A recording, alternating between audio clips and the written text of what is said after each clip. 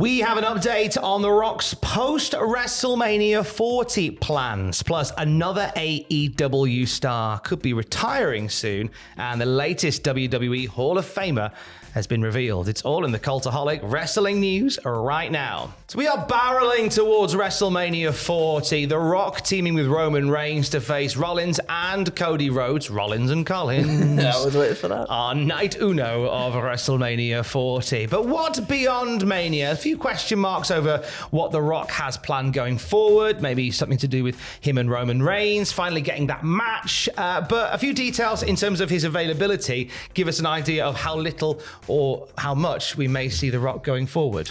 So it was announced recently that The Rock will be starring as MMA star Mark Kerr in the A24 movie The Smashing Machine. PW Insider, though, has confirmed that casting for the movie is underway, and the movie will be filmed between May and August, meaning that The Rock will be out of any plans to do anything physical, at least between those times. Now, I want to get into, we'll talk about that in a second, but just to go back to the movie that he's in. So this is his first A24 movie. Mm-hmm. Which is, it's a whole different kind of movie, I think, for him to do. But he's playing Mark Kerr. The movie's called The Smashing Machine.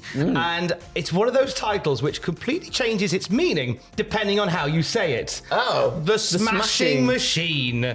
Smashing Machine, Gromit. That's exactly what I was thinking right there. The Smashing Machine. The Smashing Machine. I'll let you decide which one it is, Gromit. So this means that in the wake of WrestleMania 40, we're probably not going to see The Rock around. Yeah. Because certainly not in a physical capacity. I imagine maybe if they want to do what I feel in my waters they might do, which is a kind of Rock as the evil WWE leader trying to stop Cody Rhodes in his journey as undisputed champion. They could do that maybe via videos, maybe. I mean, well, that's the thing as well, because another sort of marquee, obviously, premium live event is one in August. It's SummerSlam too. And you would have thought that perhaps The Rock would have turned up somewhere there. I was thinking maybe it would be if something does happen at WrestleMania and The Rock gets involved somehow to maybe lead to Rock versus Roman next year. You could definitely have something to sort of spread it out a little bit, sort of like the Cena and Rock stuff that happened at WrestleManias prior as well. So that's what I was thinking, at least, anyway. Yeah, that seems like it seems more likely now that we will get that Rock Roman match at Mania 41, the first WrestleMania on Netflix. But we won't certainly get much build for it for the first few months after WrestleMania 40. Baron Corbin was a guest on The Bump yesterday. He revealed that he briefly considered departing WWE. Wait, no, stop, come back. I'm kidding. His mind was changed as a result of his current push in NXT. He said, "It feels good to be a champion. I can't lie about it. Feels amazing to have this and walk around with this title and be proud of that. I went into NXT with no expectations, and Shawn Michaels and Boldo, aka Matt Bloom, nice callback, and writer and producer Johnny Russo all grabbed a hold of me, and they're like, let's let you do your thing. They've kind of let me really come into my own, and it's made it exciting for me to go to work every day again. It's made me excited to go to the gym, put in the extra work. Then I got a tag partner then I got a tag partner. People don't know my contract was running up at the end of the year. It's kind of one of those things, a question of like, what am I doing? Do I need to go and find myself or whatever? NXT was going so well, and the opportunity to work with him, Bron Breakker, I was like, man, this is where I belong, and this is how we get the life back to what I am doing." He's having a renaissance. I was going to say, NXT is Baron boy, Corbin. howdy, is the life back. And it feels like we haven't seen this side of Baron Corbin in forever as well. And it's so refreshing to see.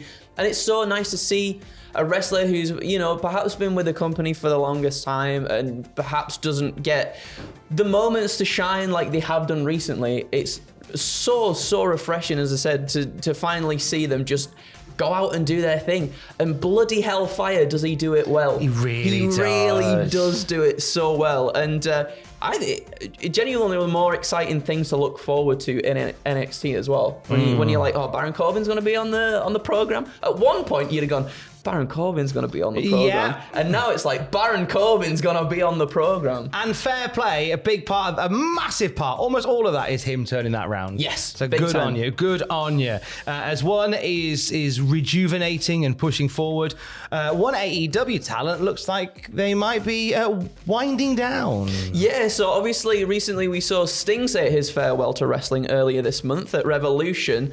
However, it looks like Jim Ross might be doing the same too. So Jim Ross re-signed with AEW last month, but revealed on Grilling JR that career-wise, the sun is indeed getting very low for him. He said, "I'm 72 years old. I feel good. I get healthier every day, which is great, but I have to think realistically, this could be my last year, and more than likely will be. It's to be determined. That's between me, my health, and Tony Khan." JR then went on to reveal that his current deals he's in working only pay-per-views, and that's unlikely to change, at least for now. That's a better position for him to be in, I think. Agreed. I have been very outspoken about Jim Ross and his AEW run. Yeah. I have been. I think JR is absolutely the voice of an entire generation of wrestling fans. I think when you do an impression of a wrestling commentator, even in parody, you do an impression of Jim Ross. Agreed. That is how cemented and he is to the entire industry. His future is absolutely galvanized.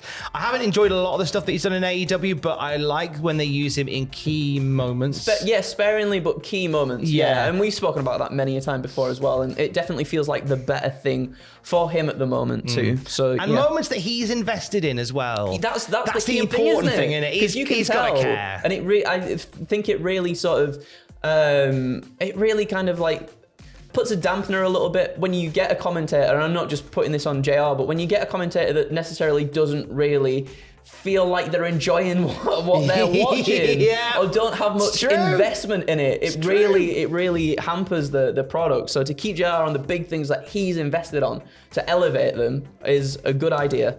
Absolutely. A Hall of Fame career. Let's speak Hall of Fame now. Another entrant into it that was announced yesterday evening. Yes, Thunderbolt Patterson is heading to the Hall of Fame. Now, we have a few details about this as well. So yesterday, WWE announced that Thunderbolt Patterson will be taking his place in the Hall of Fame next month. Patterson competed throughout the 70s, overcoming being blacklisted by the NWA and daring to start a wrestling union. He won numerous NWA championships, including the American tag titles twice with Wahoo McDaniel, the NWA Georgia Television Championship twice, as well as the CWA World Heavyweight title. Triple H then tweeted out, "He was a champion in the ring and championed the health and well-being of his peers outside of it. Thunderbolt Patterson's influence is still felt today and will receive the recognition it deserves when he joins the WWE Hall of Fame class of 2024. So this is turning into the biggest Hall of Fame class that we've ever had, and there are more names to come, it would seem. The Wrestling Observer has exclusively revealed that the next name is Leah Maivia, the husband of High Chief Peter Maivia, the grandmother of Rocky Maivia, and the promoter of NWA territory, Polynesian Pro Wrestling. She took over from the High Chief in the 80s, and she became one of the first females to hold that sort of role. The biggest card that was ever promoted by PPW was August 3rd, 1985, and it was called Hot Summer Night. And the talent on this show that came out of the Aloha Stadium in Honolulu, Hawaii, the talent on this show, Magnum TA, Dusty Rhodes, King Kong Bundy, Andre the Giant, Rocky Johnson, a young Steven Regal in there, headlined by Bruiser Brody versus Antonio Inoki. Wow. And Ric Flair defending the NWA World's title against Siva Afi.